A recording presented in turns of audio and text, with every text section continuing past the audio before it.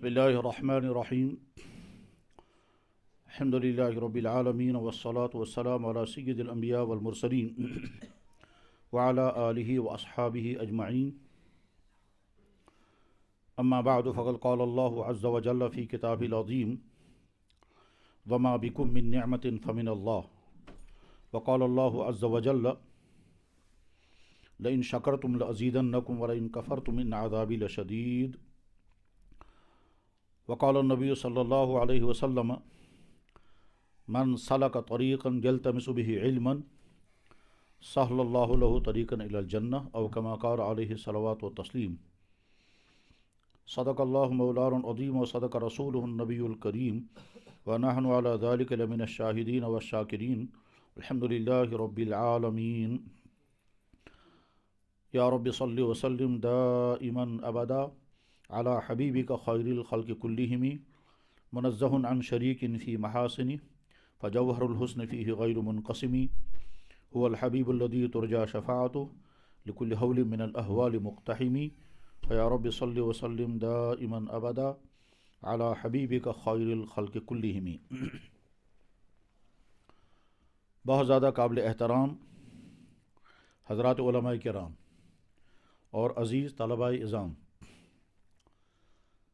اگر کسی انسان سے یہ سوال کیا جائے کہ خوش قسمتی کسے کہتے ہیں تو انسانوں کا جواب الگ الگ ہوگا۔ کسی کا جواب ہوگا خوش قسمت وہ ہے جس کی صحت اچھی ہو، کسی کا جواب ہوگا خوش قسمت وہ ہے جس کے پاس دولت ہو، کسی کا جواب ہوگا خوش قسمت وہ ہے جس کے پاس کوئی عہدہ ہو، کسی کا جواب ہوگا خوش قسمت وہ ہے جس کی دنیا بڑی مزین اور آراستہ اور تمام وسائل سے بھری ہوئی ہو۔ غرض ہے کہ جتنے ذہن ہوں گے اتنے ہی جوابات ہیں، لیکن صحیح جواب یہ ہے کہ اس کائنات میں سب سے زیادہ خوش قسمت وہ انسان ہے جس انسان کو ایمان کی دولت مل گئی۔ وجہ اس کی یہ ہے کہ اگر ایمان کے علاوہ باقی دنیا کی تمام چیزیں انسان کو مل جائیں تب بھی اس انسان کی حالت کیا ہوگی؟ انہم الا کالانعام بل ہم اضل، کہ وہ جانوروں سے زیادہ بدتر ہیں۔ اور یہ کون کہتا ہے؟ اس کائنات کا بنانے والا اللہ۔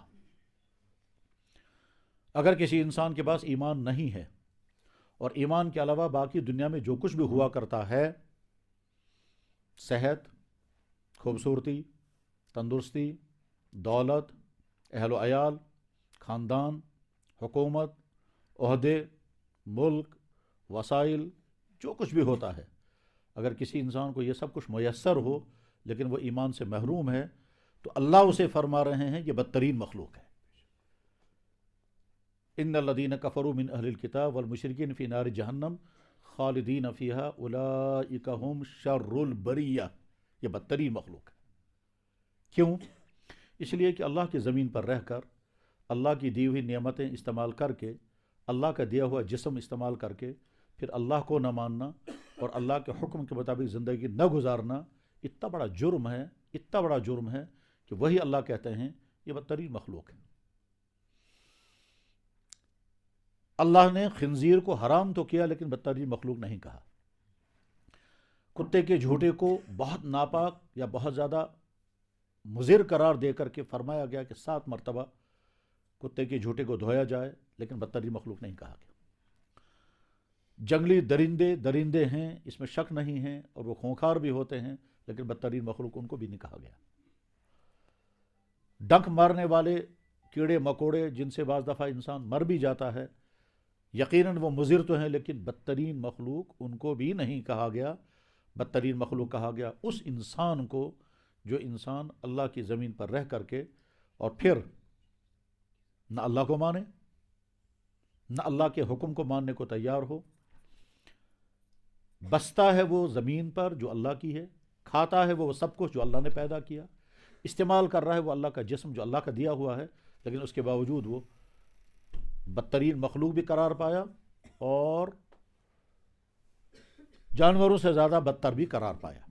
انہم الا کالانعام بل ہم اضل، بلا شبہ وہ ان جانور ہیں بلکہ جانوروں سے بدتر۔ تو پہلی نعمت جو اللہ اس انسان کو عطا کرتے ہیں دنیا میں، جس کی بنیاد پر آدمی کو کہا جائے کہ یہ بہت خوش قسمت ہے، تو وہ ہے نعمت ایمان۔ ٹھیک، اس نعمت ایمان کے ملنے کے بعد سب سے زیادہ خوش قسمتی کس انسان کو ہے؟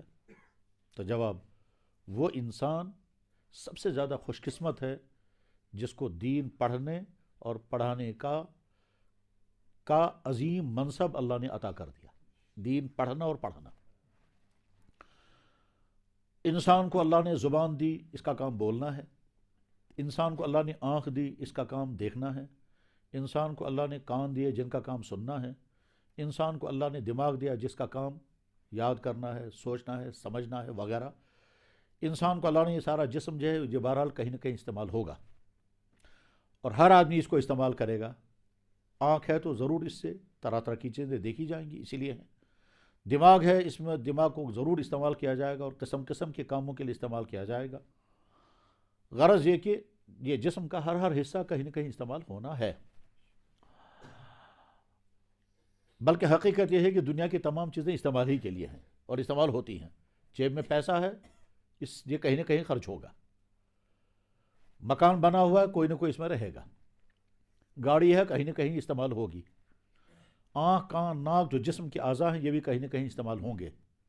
اب اگر یہ ساری چیزیں استعمال ہو رہی ہیں اللہ کے دین کو پڑھنے اور پڑھانے میں، تو اس سے زیادہ بہتر استعمال اس پورے جسم کو اور کوئی نہیں۔ لہذا ایمان ملنے کے بعد سب سے بڑی نعمت علم دین پڑھنے کی توفیق ملنا ہے۔ جس انسان کو علم دین پڑھنے کی توفیق مل گئی، سب یہ ایمان ملنے کے بعد سب سے بڑا احسان اللہ نے اس پر کیا۔ یہ ہو سکتا ہے کہ اس انسان کو اس کی قدر نہ ہو، اور قدر اس وجہ سے نہیں کہ یا تو اس کے ذہن کی کمزوری ہے جس کی بنا پر وہ سمجھ نہیں پا رہا ہے کہ اللہ نے مجھ پر کتنا بڑا احسان کیا، اور کبھی ناقدری اس وجہ سے بھی ہوتی ہے کہ جب لوگوں کی طرف سے اپریشیٹ نہیں ہوتا، جب لوگوں کی طرف سے تحسین نہیں ملتی، جب لوگوں کی طرف سے حوصلہ افزائی نہیں ہوتی ہے، تو اس وجہ سے انسان سوچتا ہے میں کم خطر پوری دین، میں ایسے تل ہو پر مت، میں نے وہ پڑھا ہوتا تو میری عزت ہوتی، میرا وہ پڑھا ہوتا میرے پاس دولت ہوتی، میں نے وہ پڑھا ہوتا اس کے نتیجے میرے پاس یہ ہوتا ہے۔ تو عوام کے رویے کی بنا پر آدمی کی دل شکنی ہوتی ہے اور وہ سمجھنے لگتا ہے کہ میں نے دین پڑھا، کوئی فائدہ نہیں ہوا۔ لیکن حقیقت یہ ہے کہ سب سے بڑا احسان کسی انسان پر جو اللہ کی طرف سے ہو سکتا ہے وہ ہے علم دین پڑھنے کی توفیق اللہ عطا کر دے۔ علم کے نتیجے میں کیا کیا ملتا ہے اس کی تفصیل کا ظاہر ہے وقت بھی نہیں ہے، اور آپ اپنے اساتذہ سے خوب سنتے ہوں گے، لیکن مجھے بہت دلچسپ چیز یاد آئی، میں آپ کو سناتا ہوں۔ ہو سکتا ہے آپ نے پڑھا ہوگا، نہیں تو آگے ضرور پڑھیں گے، کہ کتا اگر برتن میں منہ ڈالے گا تو اس برتن کو 7 مرتبہ دھونا ہے، اور ایک حدیث میں ہے 8 مرتبہ دھونا ہے۔ حدیث مبارک کے الفاظ اس طرح سے ہیں: اذا ولغ الکلب فی اناء احدکم فاغسلوہ 7 مرات۔ جب کتا تم میں سے کسی کے برتن میں منہ ڈالے تو اس برتن کو 7 مرتبہ دھو۔ وفی روایت اولاہن بالتراب او اخراہن بالتراب، شروع میں مٹی سے مانجو اور آخر میں مٹی سے مانجو، تو 7 مرتبہ دھونے کا حکم دیا گیا۔ کس کو؟ اس برتن کو جس برتن میں کتا منہ ڈالے گا، حکم یہی ہے۔ یہی وجہ ہے کہ امت میں بہت سارے اماموں کا فیصلہ یہی ہے کہ 7 مرتبہ دھونا لازم ہے، ضروری ہے۔ امام مالک بھی یہ کہتے ہیں، امام شافعی یہی کہتے ہیں، امام احمد بن حنبل کہتے ہیں، اوزاعی کہتے ہیں، امام بخاری، سب کہتے ہیں 7 مرتبہ دھو۔ لیکن اسی کتے کا معاملہ قرآن کریم میں آیا۔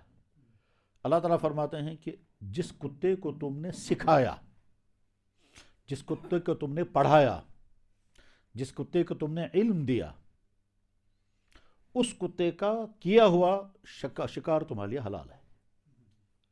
حالانکہ وہ کتا ظاہر جانور کو زخمی کرے گا، اور چونکہ ہم لوگ شکار کی دنیا میں نہیں ہیں اس لیے ہم نہیں جانتے شکار میں کیا ہوتا ہے، لیکن ہوتا یہ ہے کہ شکار کرنے والا اس جانور کو جس کا اسے شکار کرنا ہے کسی طرح سے اس کو گرانا ہے، کسی طرح سے اس کو قابو کرنا ہے، پھر اگر زندہ ملے گا تو ذبح کرنا ہے۔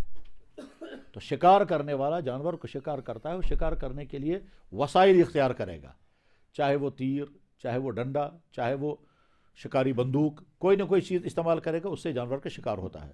تو شکار کرنے کا ایک طریقہ ہے کتے کے ذریعے شکار کرنا، اور طریقہ اس کا یہ ہے کہ کتے کو پہلے سکھایا جاتا ہے، اور وہ جب وہ سیکھ جاتا ہے، لیکن سکھایا کس طرح جاتا ہے اور کب سمجھیں گے کہ کتا جو ہے وہ سیکھ کر کے تعلیم یافتہ ہو گیا، کتا کلب معلم کب بنا، سکھایا ہوا کتا کب بنا، یہ وہ ماہرین جان سکتے ہیں جو اس فیلڈ میں ہیں، ہم اس فیلڈ میں نہیں ہیں۔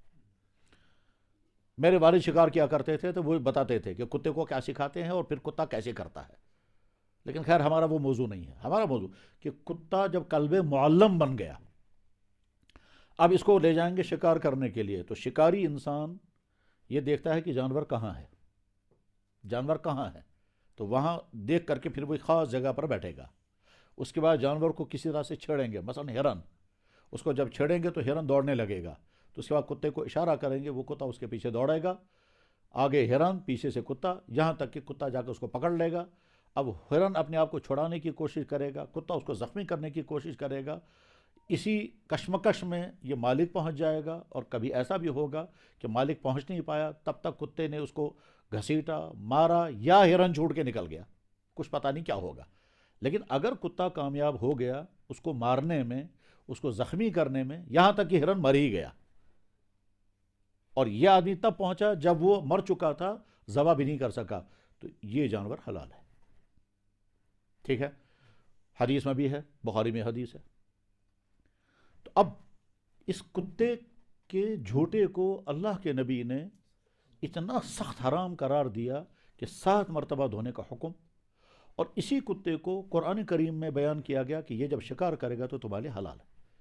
ارشاد ہے یسألونک ماذا احل لهم قل احل لكم الطیبات وما علمتم من الجوارح وما علمتم، جو تم سکھاؤ، من الجوارح، معلمین وہ تعلیم یافتہ، تو تعلیم یافتہ کتے کا کیا ہوا شکار حلال ہے، اور اسی کتے کا جھوٹا حرام نجس ہے۔ یہی وجہ ہے کہ امام بخاری اور امام مالک رحمہ اللہ تعالیٰ کہتے ہیں کتے کا جھوٹا ناپاک نہیں ہے، کیونکہ اگر اس کو ناپاک مانیں گے ہم تو اس کتے کا تو شکار حلال ہے، تو لہذا ناپاک نہیں کہہ سکتے۔ امام مالک، امام بخاری نہیں مانتے ہیں کتے کے جھوٹے کو کوئی ناپاک ہے، وجہ وہ کہتے ہیں کلب معلم ہے۔ تو اب ظاہر ہے ہمیں کتے کا مسئلہ اس وقت نہیں سمجھنا ہے، وہ تو یاد آ گیا، تو میں عرض کرنا چاہ رہا ہوں، تعلیم پانے سے پہلے کتے کی حالت یہ ہے کہ اس کا جھوٹا ناپاک ہے، 7 مرتبہ برتن کو دھونا ہے، اور تعلیم پانے کے بعد کتے کو اتنی کنسیشن، بلکہ اتنا امتیاز مل گیا کہ اب اس کتے کا لعاب لگا ہوا جانور، قتل کیا ہوا، مارا ہوا جانور، بسم اللہ اللہ اکبر پڑھے بغیر مرا ہوا جانور انسان کے لیے حلال کر دیا گیا۔ تو وجہ کیا ہوئی ہے؟ قلب کا معلم ہونا۔ تو تعلیم کے نتیجے میں کتا کہاں سے کہاں پہنچ گیا۔ جب یہ جانوروں کا معاملہ ہے تو جب اللہ کسی انسان کو علم پڑھنے اور پڑھانے کے لیے قبول فرمائے تو اس میں کوئی شک نہیں ہے کہ اس کا مقام اللہ کے ہاں بہت اونچا، انبیاء علیہ السلام کے ہاں بہت اونچا، فرشتوں کے ہاں بہت اونچا، اور امت کے لیے یہ انفع ترین انسان ہے، نفع بخش ترین انسان ہے۔ کوئی شک نہیں ہے، کوئی شک نہیں ہے کہ امت کے تمام طبقات امت کے لیے نفع بخش ہیں، اور تمام طبقوں سے امت کو راحتیں، آسانیاں، سہولتیں ملتی ہیں۔ ڈاکٹروں کے ذریعے سے امت کو صحت ملتی ہے، انجینئروں کے ذریعے سے امت کے کنسٹرکشن ہوتے ہیں، لائروں کے ذریعے سے امت کے قانونی مسائل حل ہوتے ہیں، بزنس مینوں کے ذریعے سے امت کو چیزیں ملتی ہیں، مزدوروں کے ذریعے سے کنسٹرکشن ہوتا ہے۔ سارے طبقات بہتر ہیں، کوئی شک نہیں، سارے طبقات ہماری نظروں میں قابل استحسان ہیں، مگر طبقہ علماء وہ طبقہ ہے کہ اگر طبقہ علماء باقی ہے تو دین باقی، اور اگر طبقہ علماء ختم ہو گیا تو ایسا ہو سکتا ہے کہ علاقہ بہت خوشحال ہے مگر دین سے محروم ہو جائے گا۔ دین کی بقا علماء کے ذریعے سے ہے، اور علماء کی تشکیل اور علماء کی تنظیم مدارس سے ہوتی ہے۔ ہم ایک مرتبہ دلی میں ایک سیمینار میں تھے، سیمینار تھا فہم قرآن کے اصول دور جدید میں، یہ تھا عنوان سیمینار کا۔ اس میں بہت سارے بڑے بڑے لوگ بلائے گئے تھے۔ تو ایک بزرگ امریکہ سے آئے تھے، جو اصل امریکن نہیں ہیں، وہ یہیں یعنی اسی علاقے کے ہیں، لیکن وہ امریکہ میں بزنس کے لیے رہتے ہیں، البتہ کسی مرض کے بڑے پڑے ہوئے ہیں، تو وہ بھی سیمینار میں تھے۔ جب ان کو دعوت دی گئی کہ آپ بولیں تو انہوں نے کہا کہ فہم قرآن کے اصول تو یہ علماء بیٹھے ہیں یہی آپ کو سمجھائیں گے، میں فہم قرآن کے اصول بتانے کے لیے نہیں، میں ایک واقعہ سناتا ہوں آپ کو، بس یہ کہہ کر کہ انہوں نے کہنا شروع کیا کہ میں امریکہ کے کسی شہر میں بزنس کرتا ہوں، بزنس کے سلسلے میں کسی دوسرے شہر میں جانا پڑا، اتفاق سے جمعے کا دن تھا، اور جمعے کا دن تھا تو میں سوچتا رہا کہ زندگی میں کبھی جمعہ مجھ سے چھوٹا نہیں ہے، آج شاید جمعہ چھوٹ جائے گا، پتہ نہیں یہاں مسلمان ہوں گے یا نہیں، میں ڈھونڈتا رہا، معلوم کرتا رہا، تو اخیر میں کسی ٹیکسی والے نے کہا کہ تم جیسی شکل والے، یہ ٹوپی اور داڑھی والے فلانے علاقے میں کچھ لوگ ہیں، تو میں نے سمجھا کہ شاید وہاں ضرور جمعہ پڑھتے ہوں گے، اس لیے میں نے ٹیکسی والے سے کہا مجھے وہاں پہنچاؤ، تو پہنچ گئے وہاں دیکھا 20 30 30 40 آدمی ہیں، تو کہتے ہیں مجھے سکون آ گیا کہ کم سے کم یہ جمعہ پڑھتے ہوں گے، چاہے مسجد نہیں ہے تو میرا جمعہ بچ جائے گا، میں نے زندگی میں کبھی جمعہ نہیں چھوڑا۔ کہتے ہیں جب آپ وہاں ایک ہال میں پہنچ گئے جمعہ پڑھنے کے لیے، تو جو ان کے امام صاحب تھے انہوں نے خطبہ پڑھا تو اس میں الحمد شریف پڑھا، پھر دوسرا خطبہ پڑھا تو اس میں بھی صرف الحمد شریف پڑھا، پھر جب نماز پڑھائی تو پہلی رکعت میں صرف الحمد شریف اور دوسری رکعت میں بھی صرف الحمد شریف، اور نماز ختم کی۔ کہتا ہے میں سوچتا رہا یہ تو نماز ادا نہیں ہوئی تو جمعہ تو میرا ضائع ہو گیا، چلو میں اپنی ظہر پڑھ لیتا ہوں 2 رکعت، چونکہ سفر میں تھے، تو البتہ تعجب ہے ان کے لیے امام صاحب کیسا ہے جس کو الحمد شریف کے علاوہ کچھ بھی نہیں۔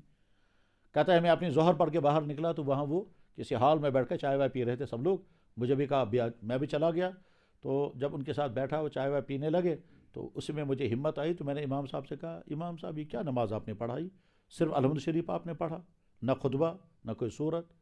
تو امام صاحب نے کہا کہ ہم کو الحمد شریف کے علاوہ کچھ یاد ہی نہیں، اور یہاں کسی کو بھی یاد نہیں۔ یہ کہتے ہیں کہ وہ دنیا کے مختلف مشہور ملکوں کے لوگ وہاں بسے ہوئے اور بہت ہائی فائی پرتعیش زندگی گزار رہے ہیں، ٹھیک، سارے، کوئی بزنس مین ہے، کوئی کچھ کر رہا ہے، کوئی کچھ کر رہا ہے، لیکن دینی سطح یہاں تک پہنچی ہے کہ ان کے امام کو صرف الحمد شریف یاد ہے۔ یہ کہہ کر یہ مولانا صاحب کہنے لگے کہ یہ ہمارا ان کفرستانوں کے ملکوں میں اگر ہمارا دین بچا ہوا ہے تو پھر انہوں نے کہا یہ آپ تمام علماء کے قائم کردہ ان مدرسوں کی وجہ سے ہے، جن مدرسوں کا ایک پروڈکٹ میں بھی ہوں، کہ جب میں نے ان سے یہ کہا تمہارے امام کو الحمد شریف یاد ہے، میں پورے قرآن کا حافظ ہوں، تو سارے لوگ کھڑے ہو گئے، کہنے لگے زندگی میں پہلی مرتبہ ہم حافظ دیکھ رہے ہیں۔ کہتا ہے یہ صحیح ہے آپ کو قرآن یاد ہے؟ کہتا ہے قرآن دیکھا ہے آپ نے؟ وہ کہتا ہے مجھے تو زبانی یاد ہے، تم کہتا ہو قرآن دیکھا ہے؟ کہنے لگا، انہوں نے کہا پھر، کہنے لگا پہلے جمعہ دوبارہ پڑھ لیتے ہیں کیونکہ ادا نہیں ہوا ہے۔ کہنے لگا ٹھیک ہے پر جمعہ پڑھائیے، مگر اتنا قرآن آپ پڑھیں کہ آفتاب یہی ڈوب جانا چاہیے۔ کیا مطلب؟ دین کی بقا علماء کے ذریعے، اور علماء پیدا ہوتے مدارس کے ذریعے۔ بہت خوش قسمت ہے وہ انسان جس کو بولنا ملا دین، سننا ملا دین، دیکھنا ملا دین، چلنا دین کے لیے، فکر کرنا دین کے لیے، تڑپنا دین کے لیے، اور بہت خوش قسمت ہے وہ جو پڑھانے کے اعتبار سے یا پڑھنے کے اعتبار سے۔ اور شاید بہت ہی نادانی ہوگی، بہت ہی زیادہ نادانی ہوگی اس انسان کی کہ جس کو دین پڑھانا ملا مگر قدر نہیں، اور بہت ہی نادانی ہوگی اس کے لیے جس کو دین پڑھنا ملا لیکن اس کی قدر نہیں۔ لَإِن شَكَرْتُمْ لَأَزِيدَنَّكُمْ وَلَإِن كَفَرْتُمْ إِنَّ عَذَابِي لَشَدِيدٌ۔ اگر تم شکر گزار رہو گے، احساس کرو گے میں نے تمہیں کیا دیا، بس اس کو تھوڑا سا سمجھنا ہے۔ عزیز طلبہ، ہم جس دور میں زندگی گزار رہے ہیں اس دور میں سب سے زیادہ مظلوم اسلام ہے، اور ظالموں کی فہرست میں مسلمان بھی ہیں۔ جس دور میں ہم زندگی گزار رہے ہیں اس دور میں سب سے زیادہ مظلوم اگر ہے تو اسلام ہے، اور ظالموں کی فہرست میں جیسے غیر ہیں ویسے خود مسلمان بھی ہیں۔ اور وہ مسلمان کیسے ہیں؟ دنیا کے تقریباً تمام مسلم ملکوں کے حکمران اور اپر کلاس، وہ سب کے سب اسلام کے معاون نہیں ہیں بلکہ اسلام مٹانے والوں کے معاون ہیں۔ وہ اسلام کے پاسبان نہیں ہیں بلکہ اسلام کے دشمنوں کے ایجنٹ ہیں۔ ہو سکتا ہے شخصی طور پر ان کی زندگی میں کوئی خوبی ہو لیکن پالیسی ان کی وہی ہے۔ دنیا میں جتنے مسلمان ہیں مالدار، ان مالداروں میں سے اکثریت کی زندگی اسلام کے خلاف گزر رہی ہے۔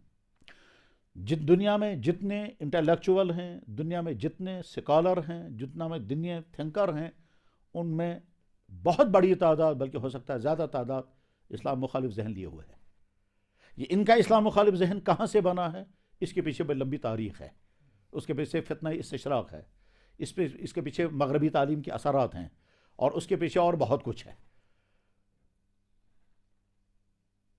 دنیا میں جتنے پرتعیش آرام دہ زندگی گزارنے والے لوگ ہیں اور دولتیں کما کر کے عیش کی زندگی گزارنے والے لوگ ہیں، ان میں سے اکثریت کا حال یہ ہے کہ ان کی آمدنی اور ان کا خرچ، اس میں کہیں اسلام نہیں ہے۔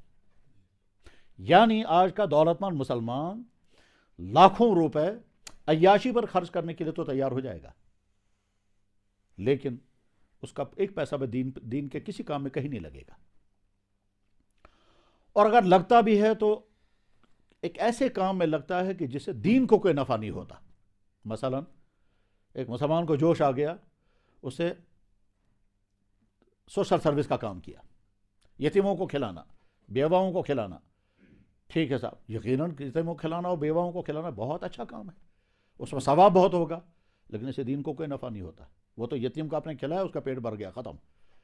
لیکن اس کے مقابلے میں اگر آپ کا یہ پیسہ کسی دین کے طالب علم پر لگے اور یہ دین کا طالب علم آگے چل کر کے کچھ بنے اور جہاں یہ جائے وہاں جا کر کے دین کا کام کرے، تو آپ کا پیسہ دین پر لگا۔ تو ایک ہے پیسہ دین خرچ کرنا دین پر، ایک ہے پیسہ خرچ کرنا اس پر جو خیر کا کام ہے، مگر اس سے دین کو نفع نہیں ہوگا۔ بیوہ کو آپ نے کھلایا، اس نے دعائیں دیں، اللہ آپ کو برکت دیں گے، لیکن اس سے اسلام۔ امت مسلمہ کا وہ تمام طبقہ جو سکولوں میں، کالجوں میں، کوچنگ سنٹروں میں پڑھ رہا ہے، ظاہر ہے وہاں نہ دین کی تعلیم ہے، نہ دین کی فکر پیدا ہونے والی ہے، اور آگے چل کر کے وہ دین کے کسی کام بھی آنے والا نہیں ہے، اس کی نیت بھی نہیں ہے۔ اس کی نیت ہے میں بہت اچھا ڈاکٹر بنوں گا، اچھا انجینئر بنوں گا، اچھا لائر بنوں گا، اچھا ایڈمنسٹریٹر بنوں گا، اچھا افسر بنوں گا، اور اگر بنے گا تو شخصی طور پر ہو سکتا ہے اس کا کردار بہت اچھا ہوگا، لیکن مشن اس کا دین نہیں ہے، مشن اس کا پیٹ ہے۔ مشن اس کا ہے کہ میں بہت اعلیٰ تعلیم پڑھوں گا، پھر اور اعلیٰ درجے کی ملازمت مجھے ملے گی، پھر میں بہت عیش والی زندگی گزاروں گا، اور عیش والی زندگی گزارنے کا سٹارٹ کہاں سے ہوتا ہے؟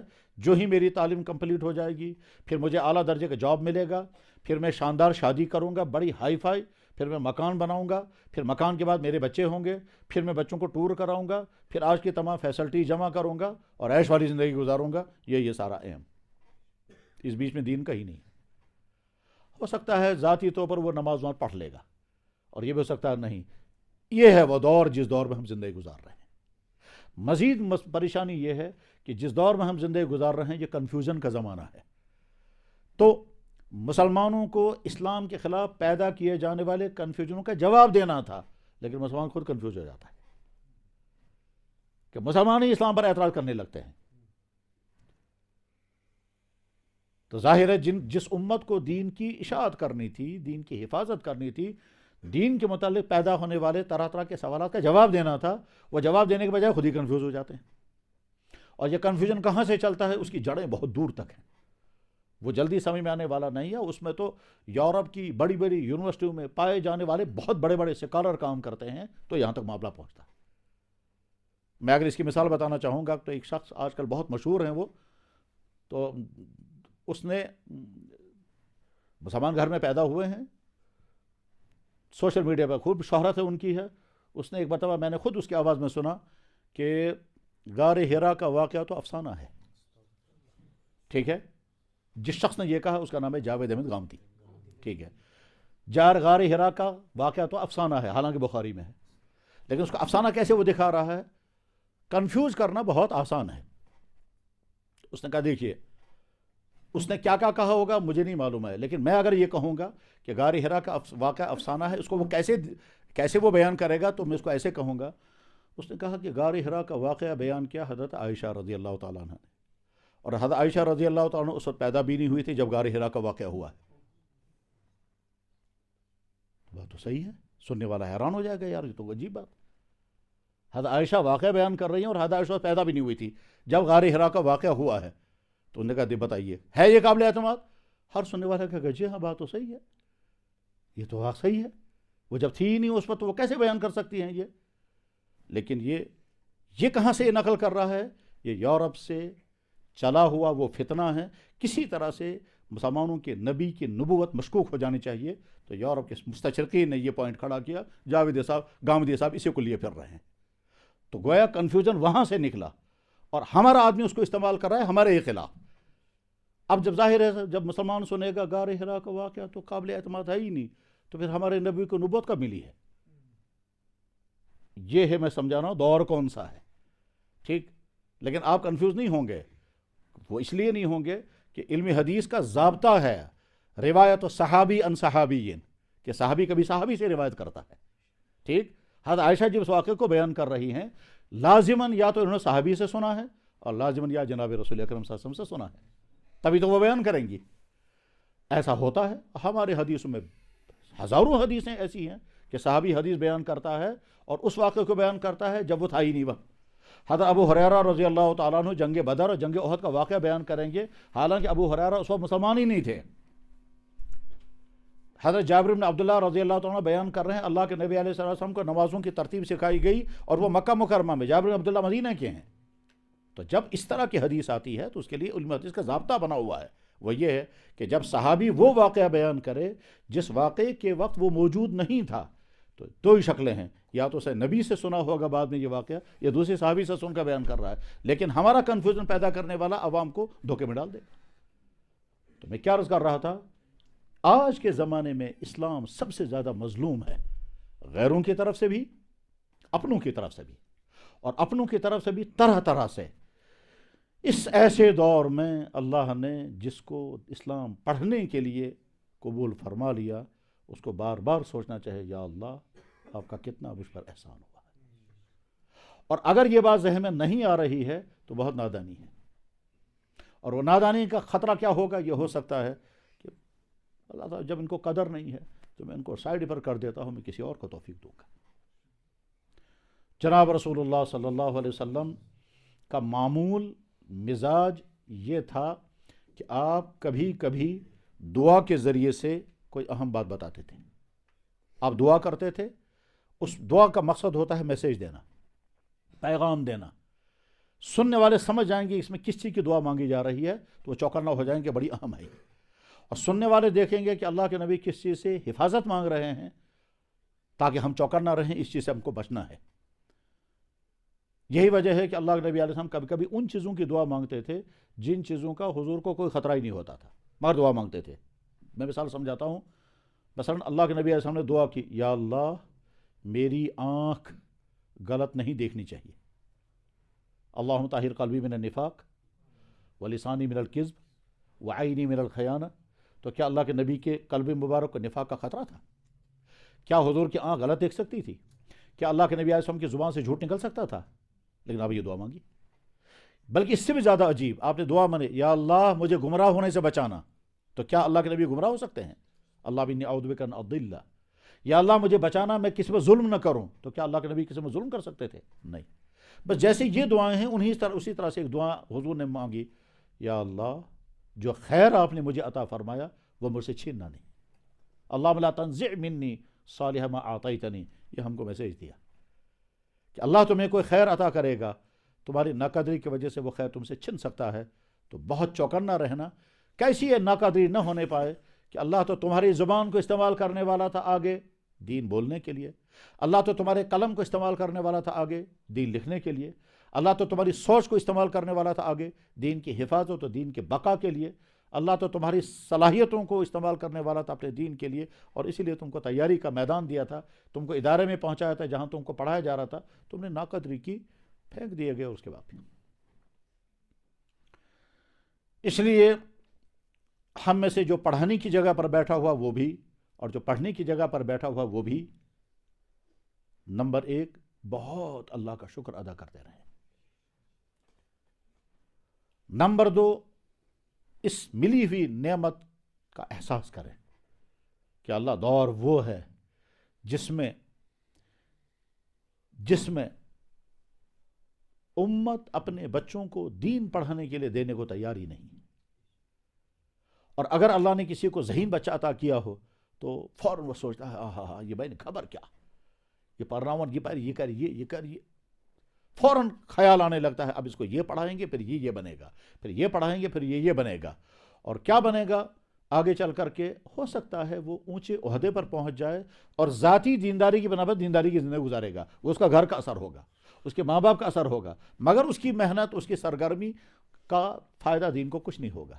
تو آج کی امت اپنے ذہین قابل بچوں کو دین کو دینے کو تیار، اس ماحول کے اندر اللہ نے آپ کے والدین کے ذہنوں میں، خود آپ کے ذہنوں میں یہ بات ڈالی کہ تم دین پڑھنے کے لیے پہنچو، پھر ادارہ مل گیا اور اس ادارے میں شفقت کے ساتھ فیسلٹیز مہیا کر کے جو کچھ کر سکتے ہیں وہ سارا مہیا کر کے دین پڑھایا جا رہا ہے۔ اس لیے بہت زیادہ اس کی قدر اور شکر کرتے رہیں۔ اس کے بعد وہ سوال یہ ہے کہ دین کس نیت سے پڑھیں گے، تو جواب ہے کہ اس نیت سے کہ ہم خود دین پر عمل کرنے والے بنیں گے۔ ایک شکل یہ ہے کہ آپ نمازیں پڑھ رہے ہیں کسی اور سے پوچھ کر، دوسری شکل ہے کہ ہم نماز پڑھیں گے خود پڑھ کر۔ میں اگر نماز پڑھ رہا ہوں تو میرے سامنے دو ہی راستے ہیں، میں کسی سے پوچھ کر کے اپنی نماز صحیح پڑھوں گا، دوسری شکل یہ ہے کہ میں خود پڑھوں گا۔ ہم خود پڑھیں گے فقہ المیسر اور نور ریزہ، ہم خود پڑھیں گے حدیثیں کیا ہیں اور پھر عمل کریں گے۔ تو دین اس نیت سے پڑھنا تاکہ ہم دین پر خود عمل کریں، پہلی نیت یہ ہے۔ اور دوسری نیت یہ کہ ہم دین اس لیے پڑھیں گے تاکہ مستقبل میں ہم دین کا دفاع بھی کریں اور مستقبل میں ہم دین کی اشاعت بھی کریں۔ اور دفاع جب کرنے کے بات آئے گی تو اس میں ایتھیسزم کا دفاع بھی کرنا ہوگا، الہاد کا بھی کرنا ہوگا، شرک کا بھی کرنا ہوگا، ماڈرنزم کا بھی کرنا ہوگا، اور اس کے علاوہ جہاں جہاں سے دین پر حملے ہوتے ہیں ان تمام کا، اور جب اس اتنا بڑا مقابلہ کرنا ہے تو اس کے لیے پھر ویسی ہی صلاحیتیں بھی پیدا کرنی ہوں گی۔ دفاع دین، اور آج کے دور میں دفاع کا میدان بہت زیادہ وسیع ہو چکا ہے، جس کو ہم عام طور پر نہیں سمجھ پاتے ہیں، لیکن دفاع کا میدان بہت زیادہ وسیع ہو چکا ہے، یہاں تک کہ بہت سارے میدانوں میں خود مسلمانوں سے دین کو بچانا ہے۔ سیدھی بات ہے، کسی کلاس میں ہم ابھی جہاں سے آ رہے ہیں راستے میں کالج ہے، اس کالج میں کوئی لیکچرر یا کوئی پروفیسر ہیں جس کو میں نے دیکھا تو نہیں، لیکن کلاس کے طالب علم نے مجھ سے آ کر کے کہا کہ جی ہمارا وہ لیکچرر آ رہا تھا، وہ آ کر کے کہتا ہے خبر خدا چھاتے کنک نت کم چوش مجھ سے۔ ٹھیک ہے، یہ اس ذہن کے ذریعے سے نئی نسل کو کیا میسج مل رہا ہے؟ اب اس ذہن کا مقابلہ کرنے کے لیے تو وہی علم چاہیے آپ کو، تو صلاحیتیں پیدا کرنی ہے۔ تو آج کا دور ایتھیسزم کا دور ہے، ماڈرنزم کا دور ہے، ایگناسٹزم کا دور ہے، الہاد کا دور ہے، ٹھیک ہے، عیاشوں کا دور ہے، فحاشوں کا دور ہے۔ اس عیاش و فحاشی کا نام آزادی و ترقی ہے، تو الفاظ بدل کر کے غلط کاموں کو پھیلانے کا دور ہے۔ لہذا اسلام کا دفاع، اور سارا عالم جو ہے وہ اسلام پر حملہ آور ہے، فکری اعتبار سے بھی، عملی اعتبار سے بھی۔ دنیا میں سب سے زیادہ مواد کس کے خلاف چھپتا ہے اور بولا جاتا ہے؟ اسلام کے خلاف۔ اور وہ اب تو سمجھنا کوئی مشکل نہیں ہے، سوشل میڈیا کا زمانہ ہے، ہزاروں ویب سائٹیں کام کر رہی ہیں اسلام کے خلاف، تاکہ مسلمان کنفیوز ہوتے جائیں اور لوگ اسلام کے نزدیک نہ آنے پائیں۔ لیکن یہ اسلام کا اعجاز ہے کہ سب سے زیادہ اسلام کے خلاف لکھا جاتا ہے یورپ میں، اور سب سے زیادہ اسلام یورپ میں پھیلتا ہے۔ خصوصاً 9/11 کے بعد جتنا اسلام کے خلاف لکھا گیا اور بولا گیا، اس کے بعد اسلام اور زیادہ پھیل گیا۔ جیسے یہ رپورٹیں ہم نے پڑھی، کبھی آئندہ آپ کو یاد آئے گا یا موقع ہوگا تو آپ کتاب پڑھیں گے۔ کتاب کا نام ہے اسلام اور مغربیت یا اسلام اور مغربی اثرات، لکھنے والے کا نام ہے مولانا شفیق احمد ندوی، دارالرشید لکھنؤ سے چھپی ہے، ڈھونڈیں کتاب اگر نہیں تو۔ یا حضرت مولانا علی میاں رحمہ اللہ تعالیٰ کی کتاب ہے مسلم ممالک میں اسلام اور مغربیت کی کشمکش۔ غرض یہ کہ سب سے زیادہ مواد چھپتا ہے یورپ میں، یورپ کی یونیورسٹیوں میں، اور وہ مواد لکھنے والے بہت اونچے درجے کے سکالر ہیں، مستشرقین اور انٹلسٹ۔ لیکن اسی اور خاکے بنتے ہیں، کارٹون بنتے ہیں، بدنامیاں کی جاتی ہیں جناب رسول اللہ صلی اللہ علیہ وسلم کی ذات اقدس، اور وہیں اسلام پھیلتا ہے۔ تو غرض یہ کہ آپ کو اس نیت سے اسلام پڑھنا ہے کہ آگے چل کر اسلام کا دفاع کرنا ہوگا، اور اس نیت سے اسلام کو پڑھنا ہے کہ آگے چل کر کے آپ کو اسلام کی اشاعت کرنی ہے، اور اس نیت سے اسلام کو پڑھنا ہے کہ آگے چل کر اسلام کی تحقیق کرنی ہے۔ تحقیق کا مطلب کوئی نیا سوال پیدا ہو گیا، اس کا حل نکالنا ہے۔ ابھی ہم پچھلے دنوں جب ندوے میں سیمینار میں تھے تو وہاں سارے نئے مسائل تھے، ظاہر ہے پرانے مسائل پر کیا سیمینار کرنا ہے، وہ تو مسائل حل شدہ ہیں. وہ تو جو نئے مسائل پیدا ہوتے ہیں، نئے مسائل کے متعلق تحقیق کرنی ہوتی ہے اور پھر فیصلے کرنے ہوتے ہیں نئی چیزوں. وہ تحقیق اور فیصلے کون کریں گے؟ ظاہر ہے وہی کریں گے جنہوں نے ایک طرف سے علم دین پڑھا ہوگا اور دوسری طرف سے جدید تقاضوں سے وہ واقف ہوں گے، دوسری طرف سے جدید رجحانات اور جدید تقاضوں اور امت کے سہولیات اور دین کے امتیازات، ان تمام چیزوں کو جانتے ہوں گے اور بیلنس کر سکیں. میں اس کی مثال اگر سمجھانا چاہوں گا تو میں یہ کہوں گا کہ کووڈ جب آ گیا تو سوال پیدا ہوگا ویکسین. تو ویکسین یہ پاک ہے ناپاک، حلال ہے یا حرام، اس کا فیصلہ کرنا ہے.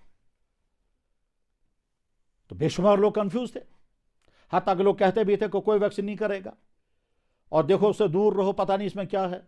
تب تحقیق کرنے والوں نے تحقیق کی. میں یعنی تحقیق کی اگر مثال کو سمجھانا چاہوں گا تو میں یوں کہ جب یہاں کشمیر میں یہ سوال پیدا ہونے لگا کہ ویکسین ناپاک ہے یا نجس ہے یا گناہ ہے یا حرام ہے، تو کہتے والے کہتے رہتے تھے اور ادھر سے کوششیں ہو رہی تھی میڈیکل کی طرف سے کہ ویکسینیں استعمال ہوں تاکہ لوگ کووڈ سے بچیں. تو فیصلہ کرنا ہے نا علماء کو. اب علماء کہتے تھے جی ہمیں تو پتہ ہی نہیں، جی ہمیں تو معلوم ہی نہیں کیا کرنا ہے. تو اس وقت محنت کرنے والوں نے کیا محنت کی؟ پہلے ڈاکٹروں کو کانٹیکٹ کیا، ان سے یہ معلوم کیا کہ ویکسین کیسے بنتی ہے اور ویکسین کے اندر کیا کیا چیزیں ملائی جاتی ہیں، اس میں حرام چیز کون سی ہے، ناپاک چیز کون سی ہے. یہ حرام اور ناپاک چیز جو ہے وہ خنزیر کے بدن کی نکلی ہوئی ہے، کتوں کی ہے، بندروں کی ہے، کیڑے مکوڑوں کی ہے، سانپ کی ہے، بچھوؤں کی ہے، کس چیز کی ہے جو ناپاک چیز اس ویکسین میں ملائی جا رہی ہے؟ پہلا سوال یہ ہے. اور اگر کوئی ناپاک چیز اس میں نہیں ہے اور حرام چیز اس میں نہیں ہے پھر تو ویکسین حلال ہے. اور اگر کوئی ناپاک چیز ہے تو اگلا سوال یہ ہے کہ وہ ناپاک چیز اس میں اگر ملائی جا رہی ہے تو اس کی کیمیکل اور فزیکل چینج کے بعد ملائی جا رہی ہے یا اس کے بغیر، یہ آپ سمجھ نہیں پائیں گے، یہ آگے چل کر سمجھیں گے. تو دوسرا سوال یہ ہے.